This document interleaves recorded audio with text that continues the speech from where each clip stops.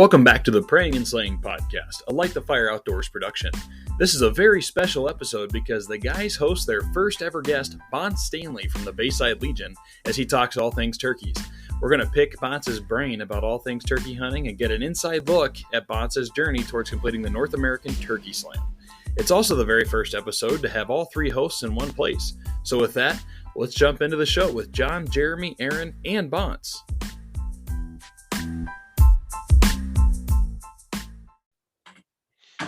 Cool, man. What have you been up to? Moving? Yeah, moving, Awesome. How's that? Where are you moving from and to and all that good stuff? From Ennis to back to Belgrade. Back to Belgrade? Yeah. Really? Yeah, can't find any rentals anywhere. No kidding, man. So you're going back to Belgrade for to the place you were at, or to a rental there? No, I sold that place. So I actually found a rental about 500 yards down the road from my parents' house. Oh, no kidding. There you go. So that'll Awesome. be nice to have babysitters close by. Heck yeah, man. Your wife can go take a break. It's got a good old great big shop and it's on about 2 acres. So that'll be nice. Heck yeah, man. No, that's great. So you got a shop, house, the whole nine. You're ready to rock. Yeah, it doesn't have a garage, just the shop, but that's all right. That'll do. And I'd rather have a shop than a garage anyway. I mean, it's a double wide, so it's not but it's doesn't look too terrible. Well, shoot, bud, that's twice as much as everybody that has a single wide has.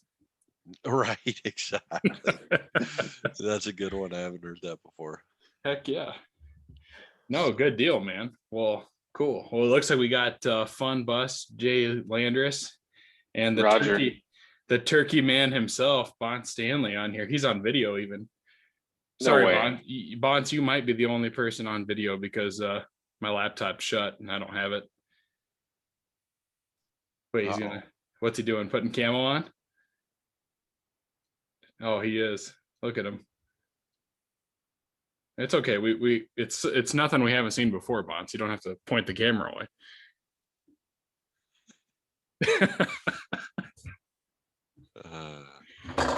Shoot.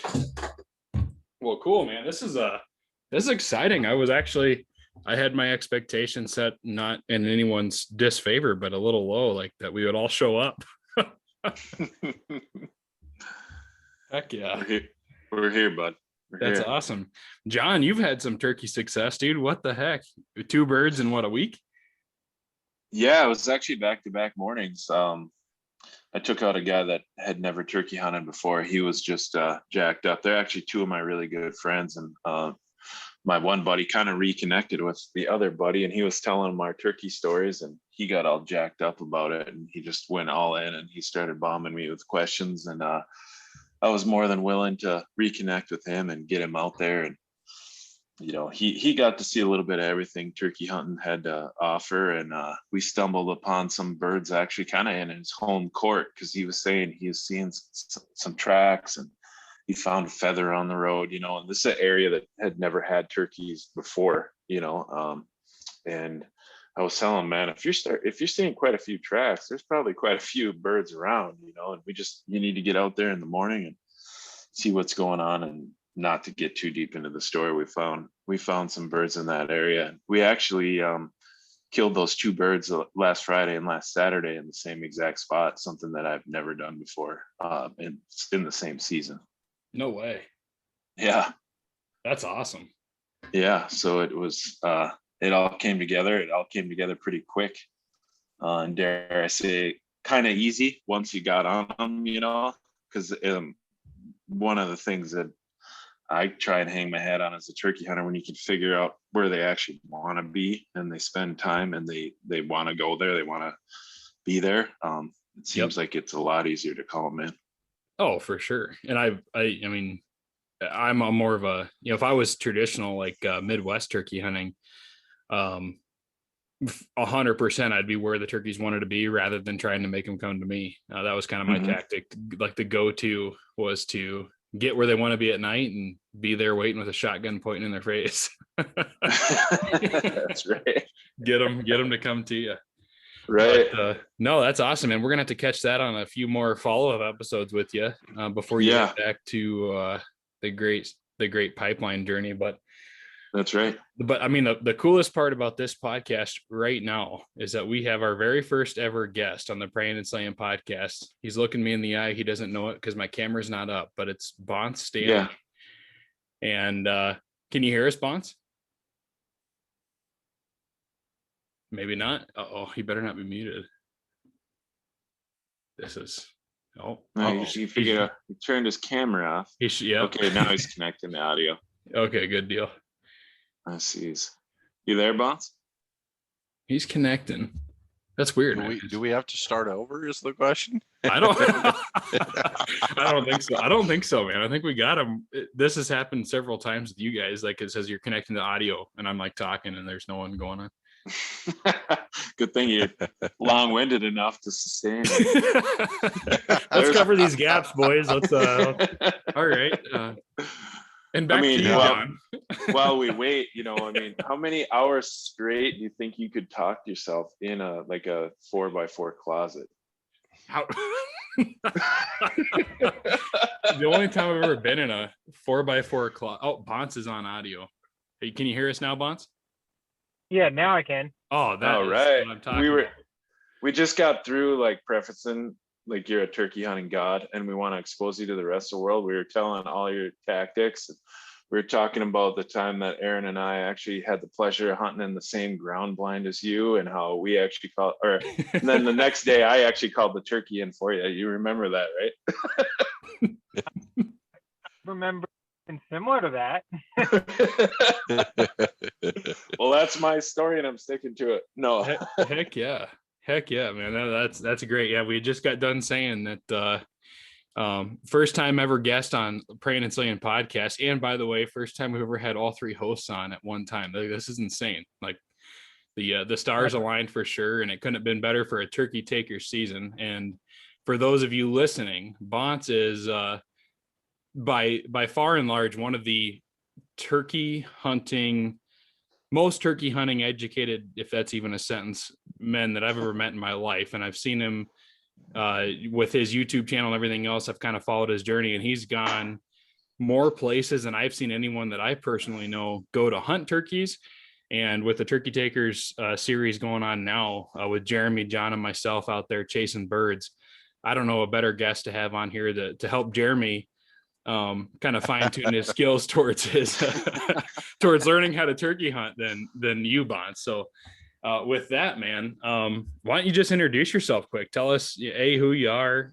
You feel free to fill the guests in on how you know John, Jeremy, and myself in your own words. And then man, what do you have going on with turkeys? Because you by far and large are one of the most obsessed guys I know. Well, I do kind of have to stop you there, because I might be one of the most that you know, but there are a lot of people that hunt turkeys a lot harder than I do, and that have been hunting turkeys for a lot longer than I have been hunting turkeys.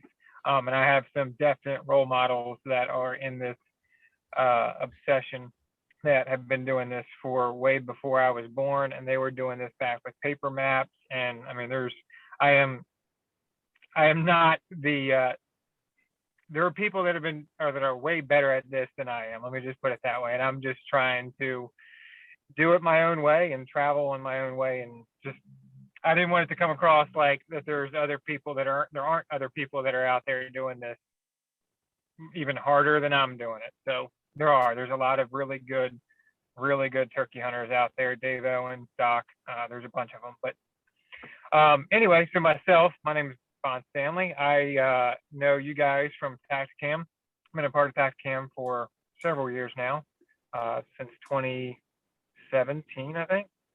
Yeah, I think it was like 2017 is when I joined the team. I'm just a guy who likes to turkey hunt and does everything I can do to turkey hunt as much as I possibly can for the 3 months and change that I get to do it. So not much to me. I just enjoy chasing turkeys wherever they like to live.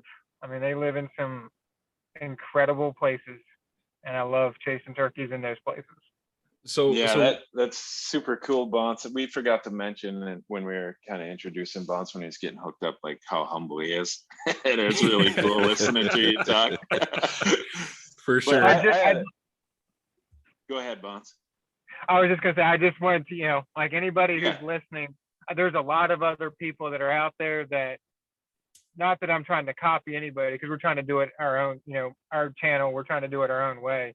But it's just, there's a lot of other people that have been doing this a lot longer. And some of those people are my role models. I mean, I was sitting here waiting for this call. I was reading a book about a bunch of those role models.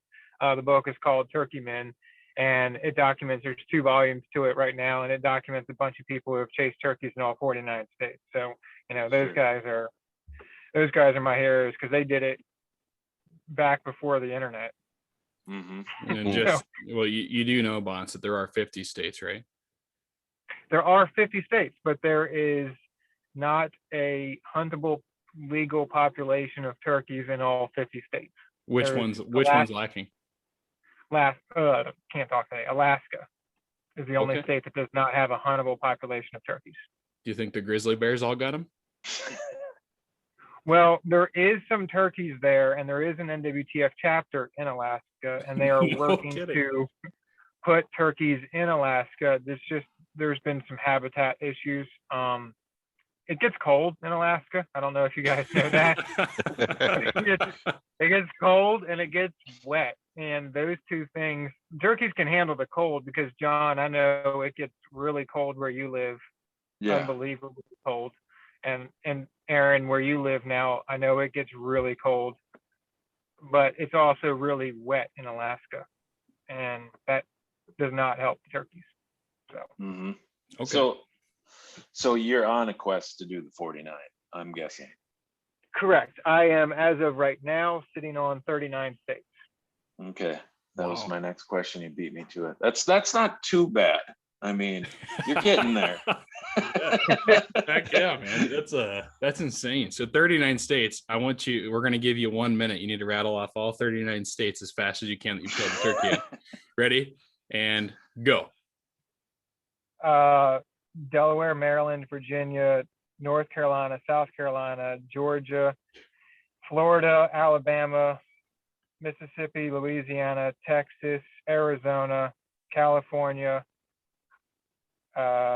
Idaho, Oregon, Washington, Wyoming, Montana, Hawaii, Nebraska, North Dakota, South Dakota, Utah, Missouri, Illinois, Arkansas, Oklahoma, Kansas, Iowa,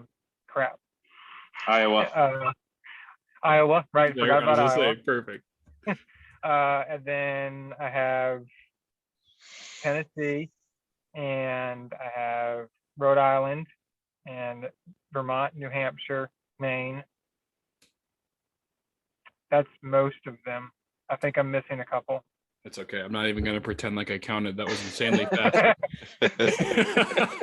That's amazing, man. So tell us a little bit about your, so you got a YouTube channel that's dedicated to you and a few of your buddies that you guys do some hunting stuff, and obviously you post all your turkey videos there. So tell us a little bit about that and what got you started on this 49 state trek for turkeys.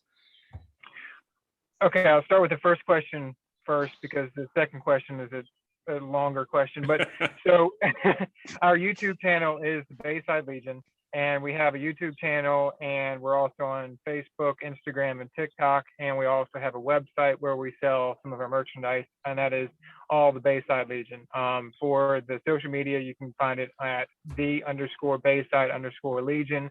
The website is thebaysidelegion.com, and the YouTube channel is youtube.com/thebaysidelegion.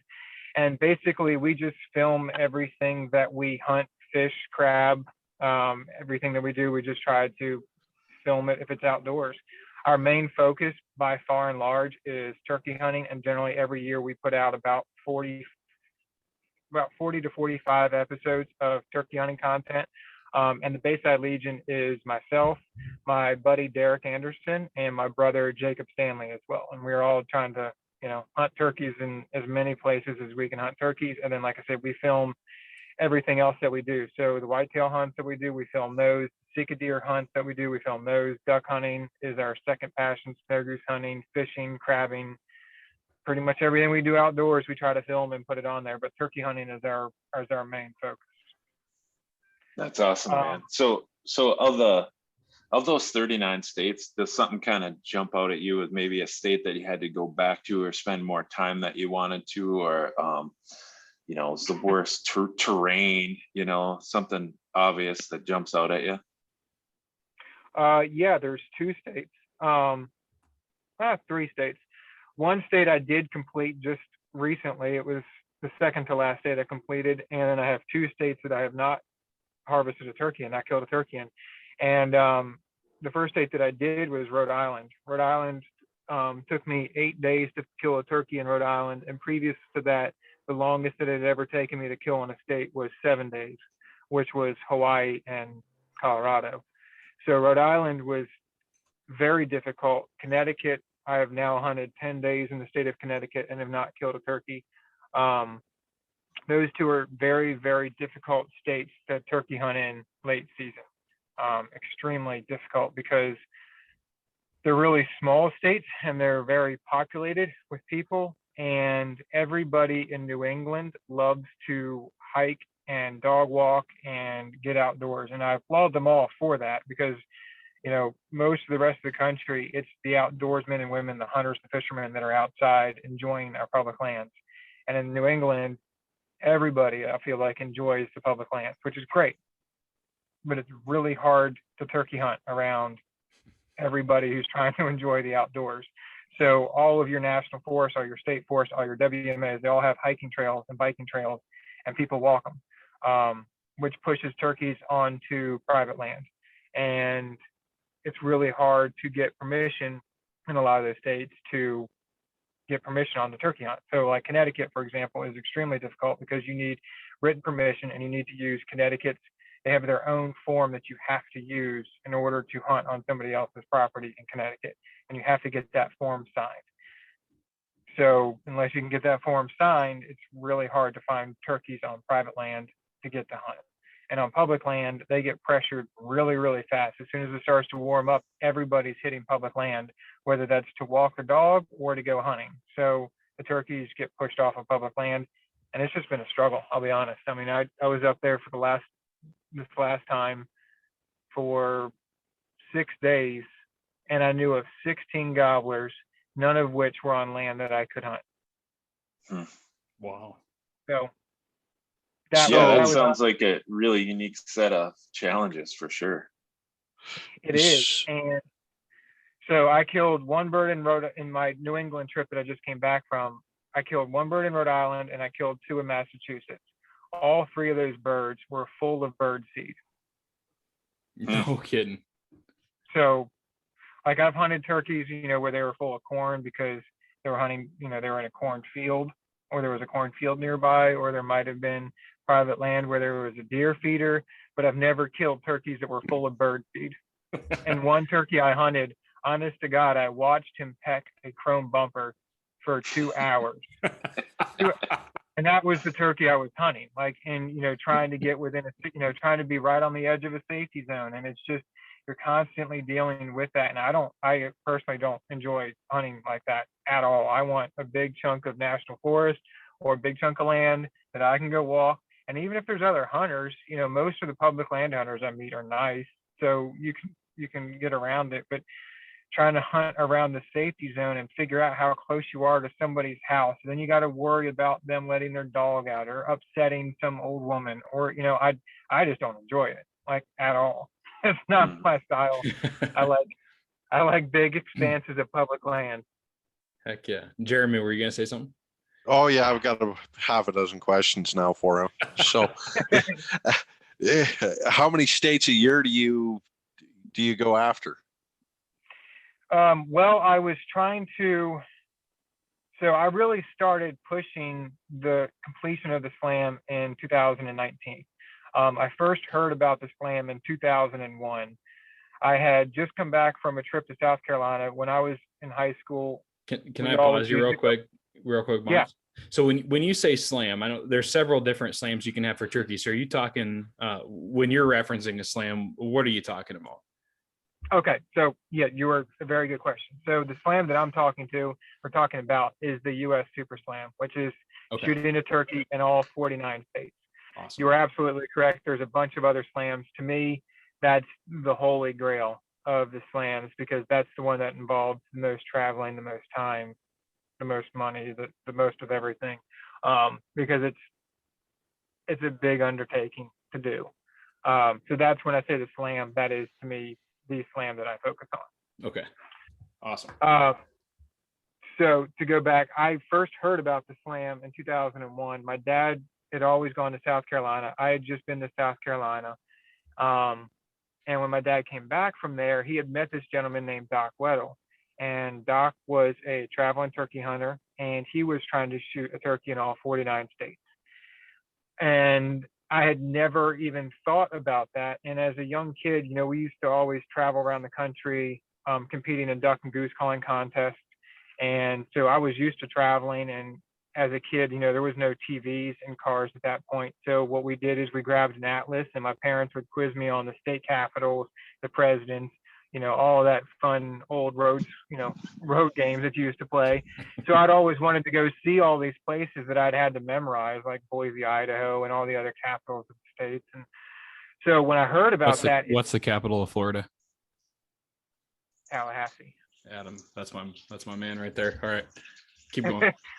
I was glad you asked me one that I remembered because it's been forever. Anyway, so I had heard about that, and I got floored that somebody would actually travel to all the states to go hunt turkeys. And like, that just was awesome to me. And I remember where I was at in my house. My dad told me, I mean, it just floored me to my roots. Unfortunately, I was a kid and I couldn't do anything about it. And then I was a young man in college and I couldn't really do much about it. And then I graduated college and I eventually got to a job where I had enough vacation time saved up that I could actually kind of do this. And I remember being in 2017, I think it was 2017, I had wanted to start filming my hunts because I had watched a whole bunch of outdoor channels just like everybody else did. And the way that people turkey hunted wasn't the way that I had turkey hunted. So I wanted to start filming. And my buddy Derek had turned me on to Tacticams, and he's like, hey, you should check these out if you want to get into filming. So I did, and Aaron, you interviewed me, and I became part of the Tacticam team, and I wanted to film how I turkey hunted. And that was the start of it. And I have some videos on our YouTube channel from the first year that I really started just carrying a camera around, and that was just a gun camera, and that was in 2018. At the end of 2018, I'd gone up to Maine, and I shot a couple of turkeys. And I decided then that, you know what, I really needed to start pursuing this because I absolutely loved the travel to turkey hunt. Going up to Maine, going to a completely new state. I stepped out of the truck, heard a turkey gobble. I mean, just the whole experience was awesome. And I really wanted to continue to do that.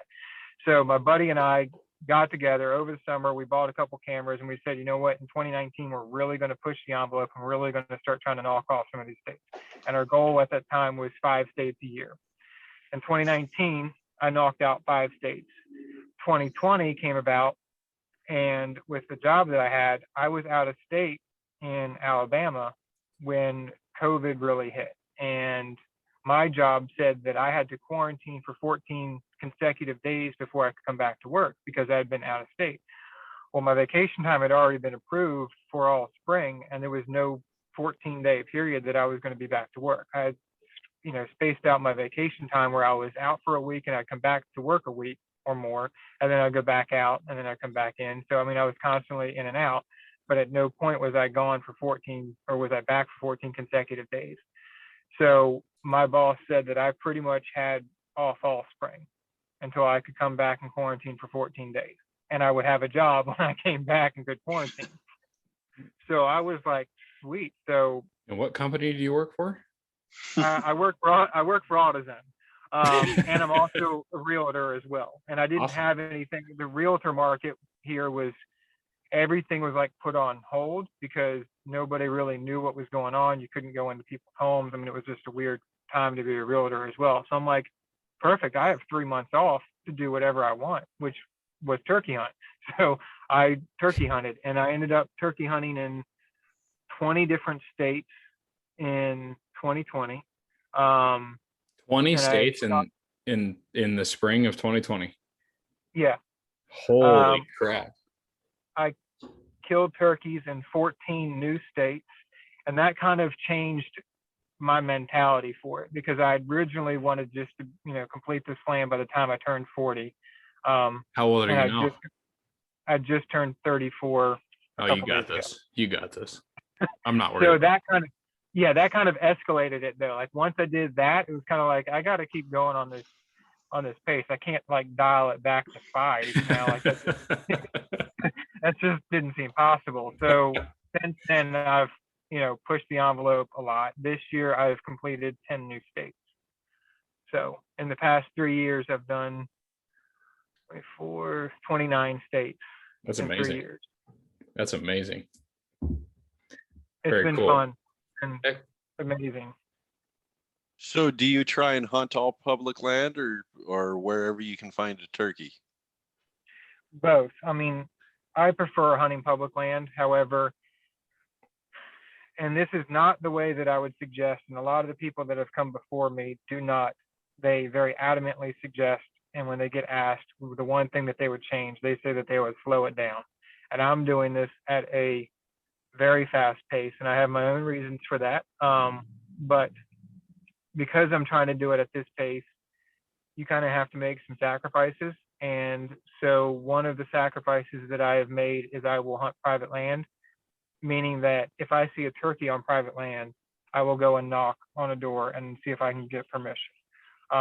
The one exception I'm not going to make is I'm not going to pay a guide, and that's just my own personal feelings. I like doing it myself. So I will hunt private land if I see a turkey on it and I can knock on a door and ask permission. Heck yeah, man. And like just on that note real quick, I've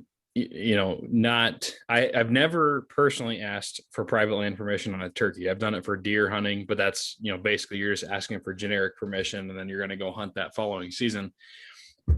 Like, give us some just real quick tips. Like, what have you found that works for you on hunting private land when you go up, see a bird on some field and you knock on that door? Like, what's your go-to method?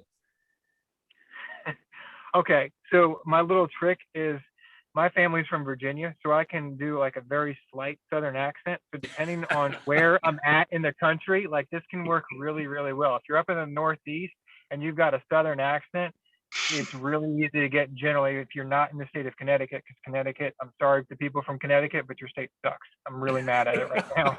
But outside of that, if you go up and you have just a slight Southern accent and you say, hey, I'm from such and such a state, I'm trying to shoot a turkey in all 49 states. I've traveled X number of miles, and I'm really just, all I want to do is just hunt the one turkey and shoot the one turkey. And I see that you got a turkey in your field. Can I pretty please hunt your property? Most people will say yes. Like a lot of people generally say, sure, you can go up there and hunt, go shoot them all. I don't care. Like it's weird. This country is very, very adamant about their deer hunting. And I know that process would not work if I was trying to deer hunt somebody's property. For sure. But when you say you're just trying to shoot a turkey, they're like, oh, I don't care about turkeys. Go kill 8 of them. I don't care. And I'm like, no, I just want one. The limit's only 1 here. And they're like, shoot 1, shoot 8. I don't, whatever. And I'm like, no, I'm good with 1. Like, that's fine. Like this guy in Oregon, when I was out in Oregon, I asked permission on this one guy. And he's like, you just want a turkey hunt, right? And I'm like, yeah. He's like, you don't want an elk hunt? I'm like, no, I just want a turkey hunt. He's like, okay, good. You can turkey hunt, but you can't elk hunt. I'm like, okay, I got it. I can't elk hunt.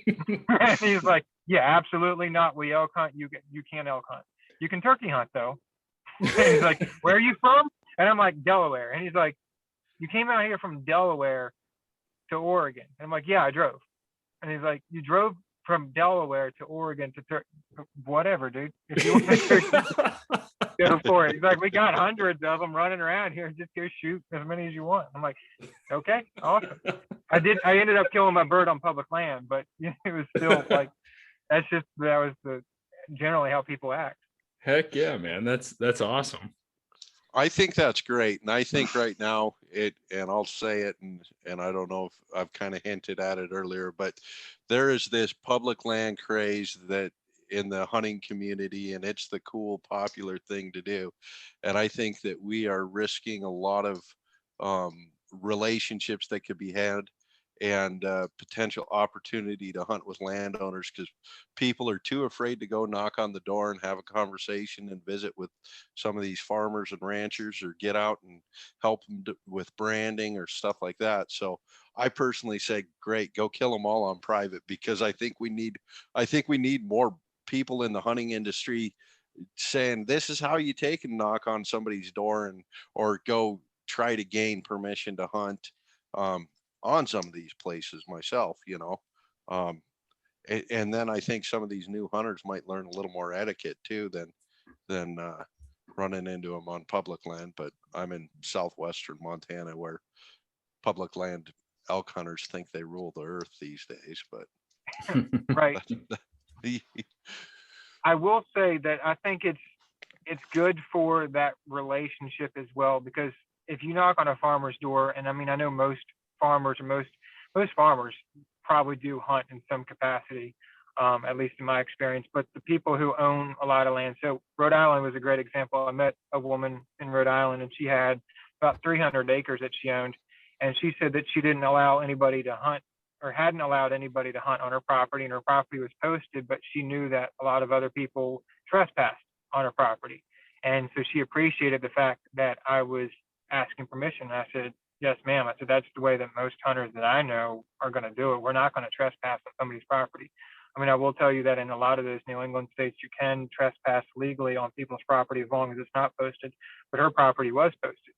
And, I was like, that's just the way that I was brought up, is that if you want to hunt somebody's property, you knock on the door and you ask politely. And if they say no, then that's it. It's no. But to me, that's most of the hunters that I know of. I know that there are bad apples out there. And I think that we as ethical hunters need to, show that side that, hey, we're not all the outlaws. The outlaws are the ones that get all the fame because they, are the ones that are in the newspaper ads for trespassing on somebody's property. They shoot 18 deer in one day and they leave them all there on the side of the road. And, those are the ones that get publicity. The hunters like us that are doing it the right way, we're not getting that publicity. So I think it sets a good example.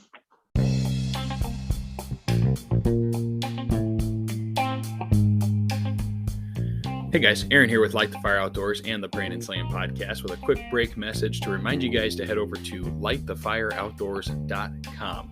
There you're going to find all kinds of blog content from outdoor writers like Dean Holst, myself, and a host of others, all kinds of faith-based inspiration there, rooted in hunting stories and lessons we've learned afield, which is awesome. We've also got all of our video content from our YouTube channel, plenty more being added this summer. There's a few new episodes out there now. And of course, you can check out all the podcast episodes as well. While you're there, be sure to check out the shop, guys. It's June already. Actually, it's July when this episode launches. So we're going to be right in the thick of shooting season. So get out there, check out our new line of Blackhound optics. These scopes are absolutely awesome. I'm running the 4-14 by 44 first focal plane on my 270. Absolutely loving it. And really, really digging the 6-24 by 50 on my 6.5 300 Weatherby. Just absolutely awesome glass clarity. Great features and a whole host of things that you can expect from Blackhound, and it's not at a price tag that you might expect. They're very, very affordable. They're guaranteed, and we are absolutely loving them. So go check those out as well. You got decals there to show your support of Light the Fire Outdoors and the Brandon Slaying Podcast. Slap them on your cooler, your beer fridge, wherever you guys want to slap a decal. We have them there for you. And also check out our beanies. I know it's June. It's super hot in July, but trust me, it'll be cold and rainy and everything else out there in the field this summer. So grab one of those merino wool beanies. They're going to keep you warm, dry, and I can promise you they'll be the best one you've ever worn. So again, guys, lightthefireoutdoors.com. Show your support, help us out, and as a reminder, 30%, which is all the proceeds, by the way, of lightthefireoutdoors.com purchases, whether it's your Blackhound optic for your rifle this upcoming season, a beanie, or a decal, goes to veterans, conservation, and outdoors ministry outreach. So thanks again, guys. Let's jump back into the episode.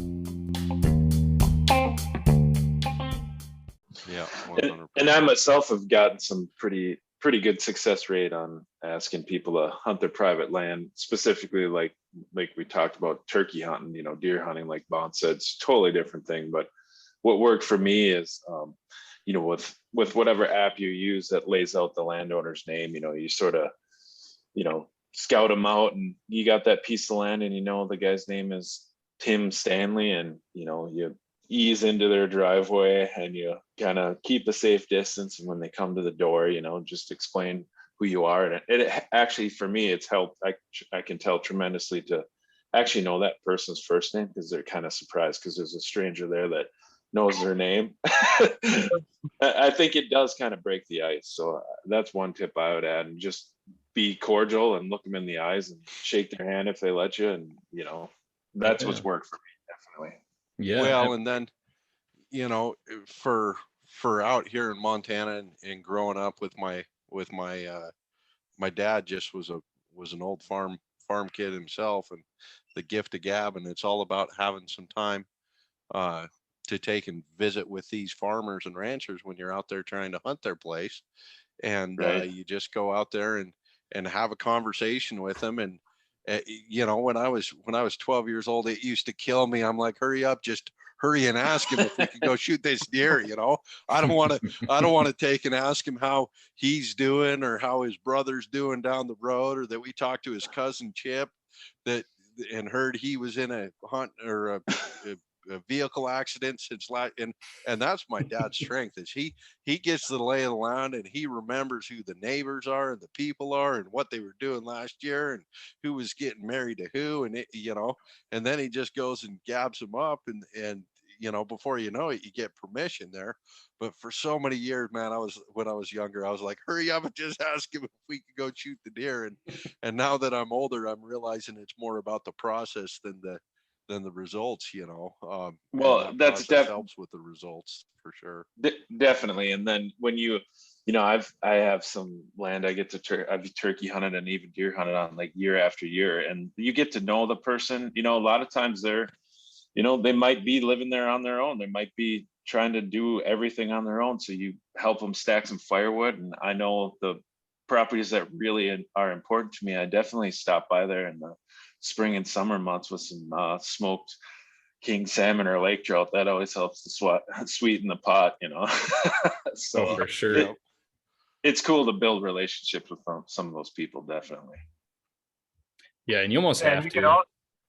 You can find out some really good information from people too. And like a lot of times those people will tell you, if you're more like me where I'm traveling a lot more, they'll tell you right where the game is and what the game is doing. And, oh yeah, I see, such and such animal out here in this corner of the field every day at 5:30. He's right there.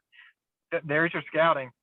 As long as you can talk to them, they'll tell you right where it's at. And I mean, I remember I was in Illinois this year and had met a guy who had started following us on Instagram and the YouTube channel and everything. And we ended up meeting up in Illinois, and he's from Illinois.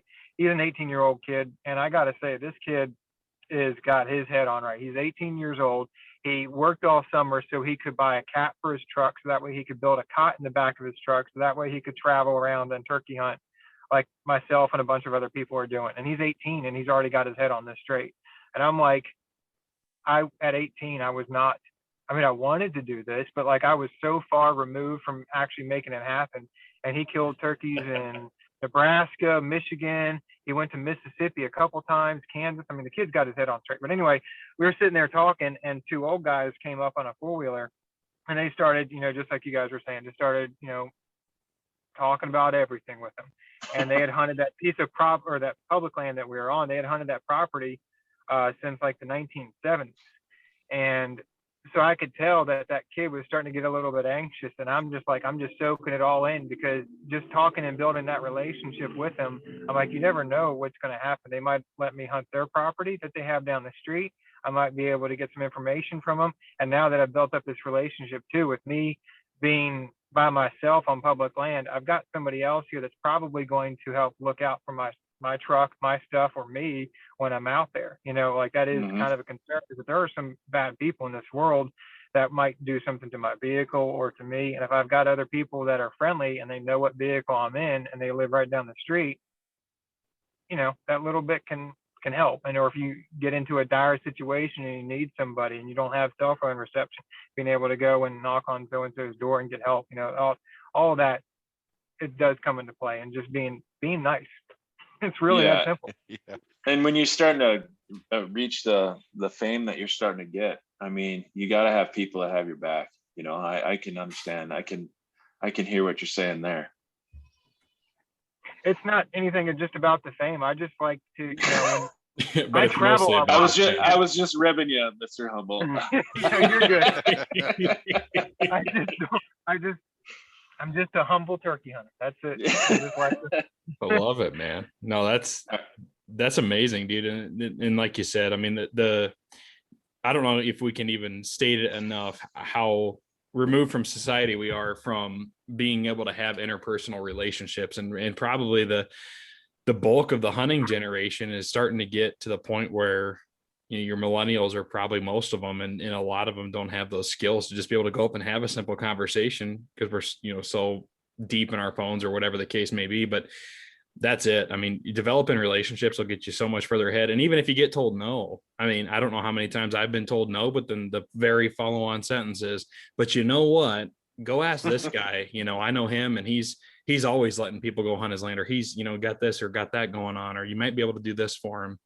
And like you said, Bonce, I mean, the information is in the people. It's not in the maps. It's not anything else. The people know everything around them and what's going on and what the game are doing, what their neighbors are doing, so much more. That's extreme. That's invaluable. You can't replace that. Right. And that even applies to public land too. I mean, we can extend that umbrella to public land, and just being nice. If somebody beats you to a gate, stop and ask them where they're hunting, depending on the size of the property. Stop and ask them, hey, where are you going? And me personally, if somebody beats me to the gate, which is rare, but if they do, and it's a big chunk of property, the first thing I'm going to do is go up and say, hey man, you beat me. Where are you going? And I'll figure out from there, if what they're going to say. If they're saying that they're going to go left and they're going to go down this way, I'll be like, all right, well, honestly, would you mind if I went right? Would that bother you at all? And if they say, well, I was kind of thinking of doing this and moving around here, cool, no problem. You were here first. That's you. I'm out, and I'll go somewhere else. As opposed to a lot of the bad reputation of public land hunters where they try to crowd each other. There's no need to do that, period. I had a guy in South Florida this year who was from Mississippi. He rolled up after I got into this parking lot and asked me where I was headed. I said I was going to go this direction. And I said, well, unfortunately, the way that I turkey hunt, I walk a lot. And so I kind of say, well, look, dude, I'm kind of going to go wherever the turkey gobbles, but I was thinking of going to the left. And he's like, okay, would you mind if I go to the right? And I said, nope, not a problem. Go to the right, and I'll go to the left of this trail, and we'll be fine.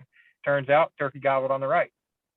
I already told him to go that direction. So, you know what? I backed out, and I went a different direction because I knew he was there. And, we had that nice interaction. Now, he could have tried to race me to the spot, and that would have been bad. And he didn't. He took the time to ask me, and just talk. And that is, you're right, something that I think a lot of millennials or Gen Zers or whatever the new generation is losing that ability to talk to each other. Yeah, and they're losing that etiquette of taking, I don't know, I have multiple experiences every year on public land where it's just, well, here's where we're going and we're going to race you to it, even if you beat us here, or we're here first. So, yeah. But I had one. But the more we can do to educate guys on this etiquette, I think is what needs to be done for sure. So, yeah, most definitely. I mean, there's nothing in even bigger. It's kind of painting the right picture for even the follow-on generation of hunters, and not so much a follow-on generation. But my wife, she's very new to hunting. Really just got her first animal when we moved out here to Montana 3 years ago. And even last year we went out and had one of the toughest days of deer, totally switching the subject of deer hunting, but same purpose here. I mean, we had a tough day of deer hunting every single place we went, public land. There was somebody that got there first. They didn't happen to be in their truck, so we couldn't have that conversation like you're saying, Bonce. But We had 2 instances in one day of legitimately, we spotted a deer. We said, okay, we're going to make a game plan. Here's what our game plan is. Babe, get the gun ready. This is your thing. I'm going to go coach you through it. And then run into situations of guys legitimately sprinting across coulees, fields, whatever, trying to cut you off. And you're like, what the hell? Like, is this really what's going on right now? Welcome to Montana Public. But nothing will turn you off faster, man. And then when you got a new hunter out there, you're like, really, like, this is not what hunting's about. So why are we painting this picture for somebody, you know? Well, and it's disappointing. And I actually was going to ask you that, Aaron. I'm like, maybe I'm just the anomaly that gets that situation more often than not. But I guess it's happening. Maybe it's just our state, you know. Well, it could be, you know, and I think it's everywhere. You know, you know, you said it earlier in the podcast. The craze for public land hunting is on a rapid rise. It's been in that way for several years, and right now with 2020 being what it was, it seems like it's at an all-time high where everybody wants to get outdoors, everybody wants to get into these new things, turkey hunting, whatever. So you're getting a ton of more interaction inside these places we're going, and with that, you're going to get a ton of different personalities, and you can never bank on what someone's going to be or how cordial they're going to be or whatever. But the competitive attitude also adds up. I don't think people realize sometimes there's a little bit of a fantasy about public land and what you're going to get out there and get, and maybe the harvest you get off of a public land opportunity. But to the same respect, the most competitive predator out there is a human. And when you get a ton of humans in one place, the competition rises, and you never know. It's going to turn into a cat fight eventually. For sure. Turn into a cat fight. Yeah, exactly. And you know who wins a cat fight, don't you? The biggest cat. The biggest cat, yeah. All right, Bonce, I got some questions for you, man. Oh yeah. I want to know now. Let's switch our minds to kind of cracking into Bonce Stanley's brain here and figuring out like what makes you a good turkey hunter and what you look for and terrain features, types of tools you look for when you're scouting, you know, from your home, back in your home and a place in, say, I don't know, a state you've never hunted like Minnesota or any state, you know, what terrain features, what apps you're using, where you're just like, I got to start here. How many spots are you trying to find in a different state when you've never been there? Things like that. Right.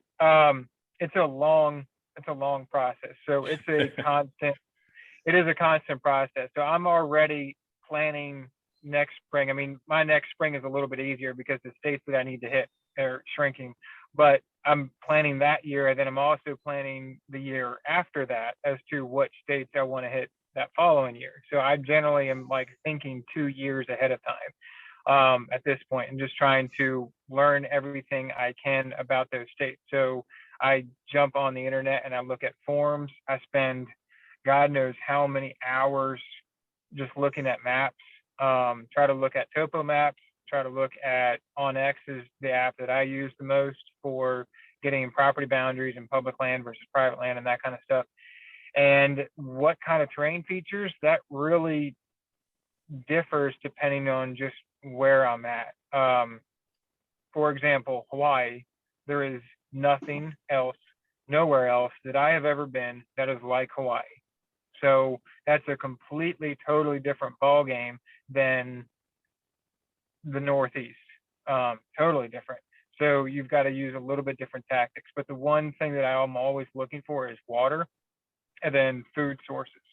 So trying to figure out where those food sources are. So like I said before, in New England, a lot of times it's trying to find a bird feeder. I mean, I hate myself for saying that, but that's late season. I'm sure early season is a little bit different, but I've generally been traveling earlier in their season. So by the time I make it up there, it's the last week or so of their seasons. And so this is a different game at that point. But you know, you're looking for food sources, you're looking for roost locations, and you're looking for water. All turkeys need water of some shape. They got to have it. So, and that's more prevalent with your Rios. So down in Texas or Oklahoma or Kansas, you got to find the water, you got to find the cottonwoods. Miriams, they can go, it seems like, for a long time without necessarily having water, but they still got to have some kind of drainage pond or a creek or something where they can get a steady source of water. Sure. When you're looking at a topo map, what kind of features are you looking for in general? Diversity. Okay. That's the big thing, because no matter where you're at, turkeys are going to need some kind of diversity. They, back east or in eastern turkeys, they generally like a mix of hardwoods, pines, open areas, and then their open areas, this time of year, they really like to get out in the short grass places. So if there is short wheat fields or roadways or anything along those lines, they like that. And then the hens are going to need some thicker cover places so that way they can nest. So if I can try to find all of that from looking at topo maps or looking at satellite maps, then that's generally where I'll start.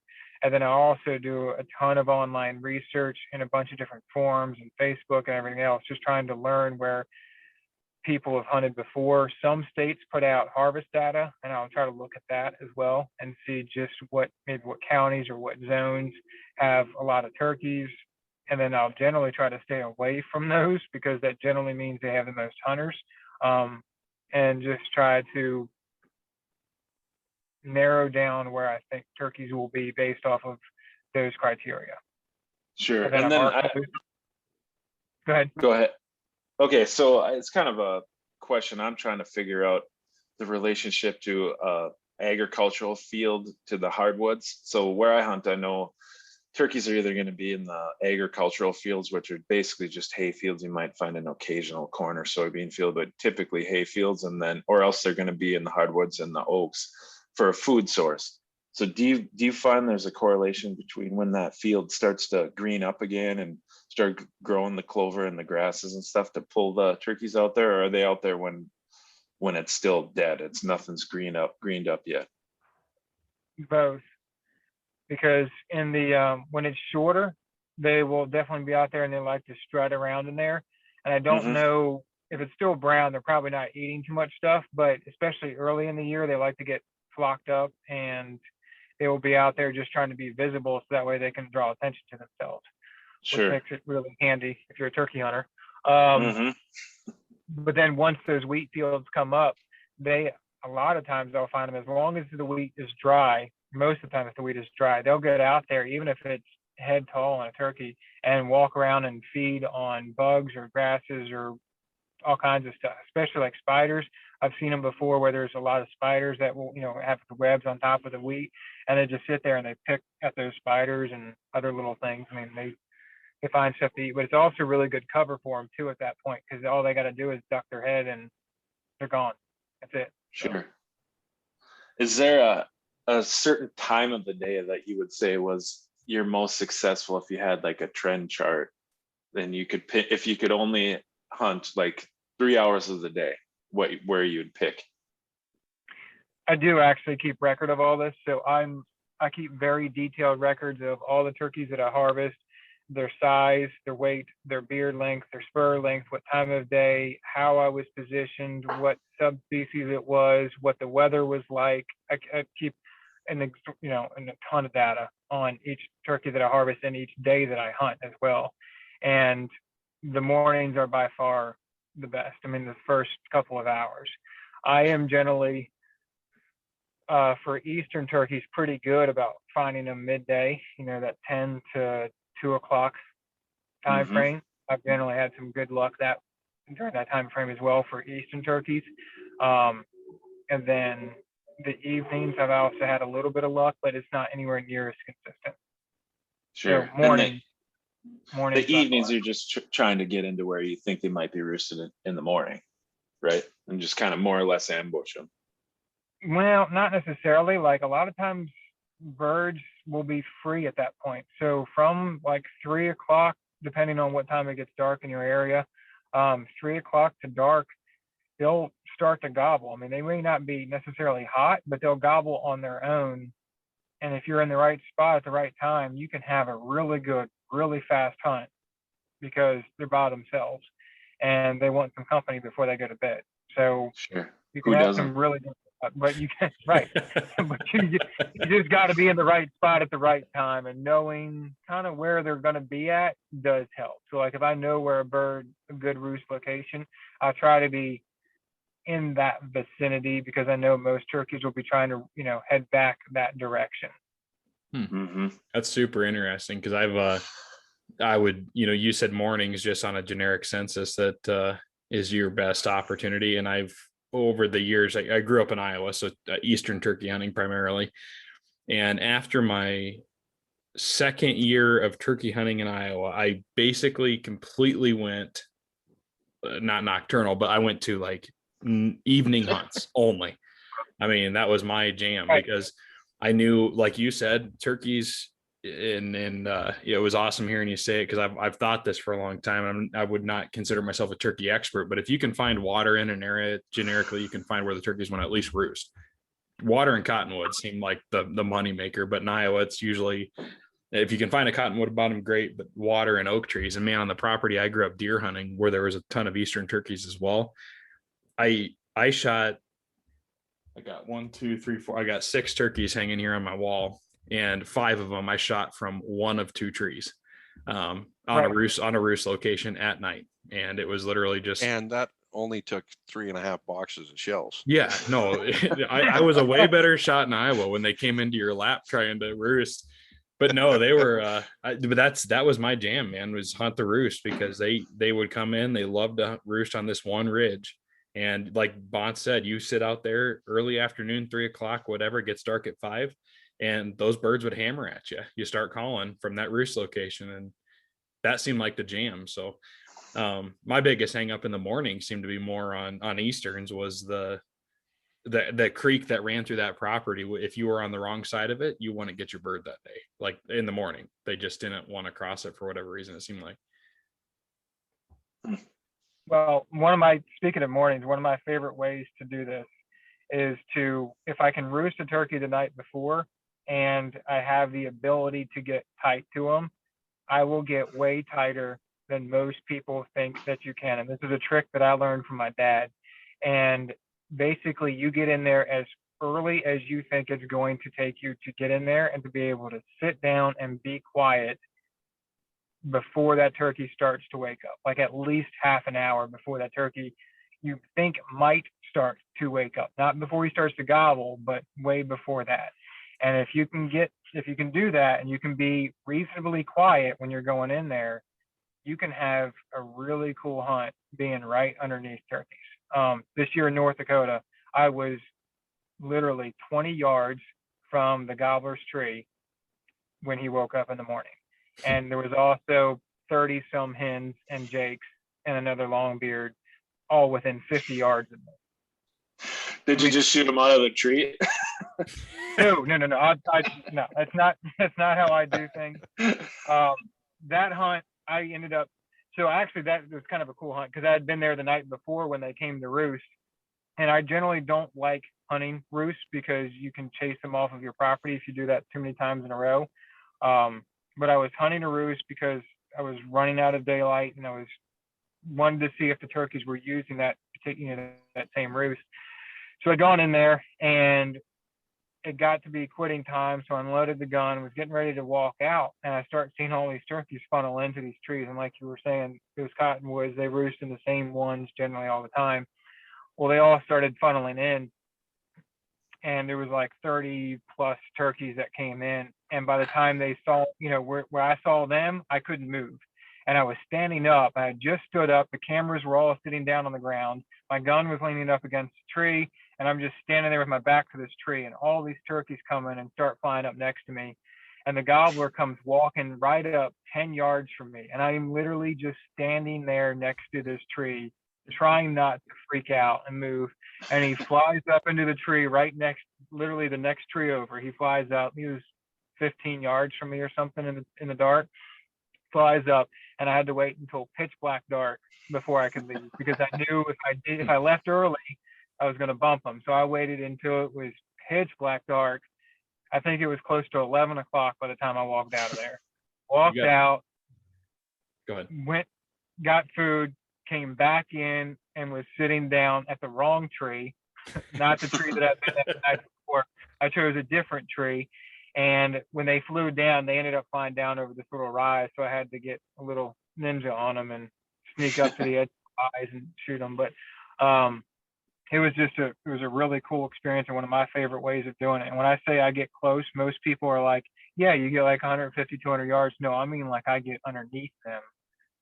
And you got to be really careful about it, and you got to be really sneaky, and you got to be really, really, really slow. Like it has taken me at times, 2 hours to cover the last 50 yards.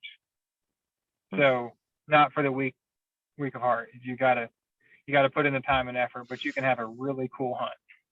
Is that a really super important part of your game as trying to roost one at night, or is that just something you do when it's convenient, or is that? Both. If I have the opportunity to, I much prefer to roost them at night because it makes it so much easier. Even if it's not a situation where I can get right underneath them, if I know where they're at, then I can from there, looking at topo maps or wherever, I can figure out kind of what direction they might be heading the next morning and kind of be where they want to be. And that makes calling in a turkey a lot easier. If you know what direction he already wants to head in the morning. So going back to like Iowa, where there's a lot of ag fields, if you know that they like to hit this one ag field and you can kind of be there already and already start calling, well, it's a whole lot easier to call a turkey in the direction that he already wants to go than to try to convince him to go in a direction he doesn't want to go. Like you were saying with that creek, if they were on the wrong side of the creek, you weren't killing a turkey that day. That's the kind of deal where I like to know where they're at. If I know that that's the case, and they're on the right side of the creek, well, then I want to be on the right side of the creek. Even if I can't get underneath them, that gives me the ability to at least have a decent shot at the play the next morning.